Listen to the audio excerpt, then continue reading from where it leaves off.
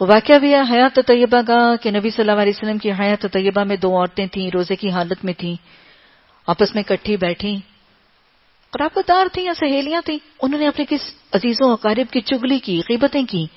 اپنے گھر گئیں تو بہت شدید درد ان کے پیٹ میں اٹھا اور بالکل قریب المرگ تھیں، ایسے جیسے لبوں پر جان تھی. نبی صلی اللہ علیہ وسلم کے پاس واقعہ لایا گیا. آپ صلی اللہ علیہ وسلم نے دونوں کو بلایا، طلب کیا گیا. وہ دونوں آئیں تو آپ صلی اللہ علیہ وسلم نے پیالہ منگوایا اور آپ نے پہلی عورت کو کہا کہ اس میں قے کر دے. اس نے قے کیا. پیالے کے اندر کچا گوشت، خون اور پیپ. پھر آپ نے دوسری کو کہا، اس نے بھی اگل دیا اور اس میں پھر وہی چیزیں. آپ نے ان عورتوں سے مخاطب ہو کر فرمایا، یہ گوشت اور یہ پیپ تمہارے ان بہن بھائیوں کا ہے جن کی تم نے غیبتیں کی تھی، لہذا آئندہ اس سے اجتناب کرنا.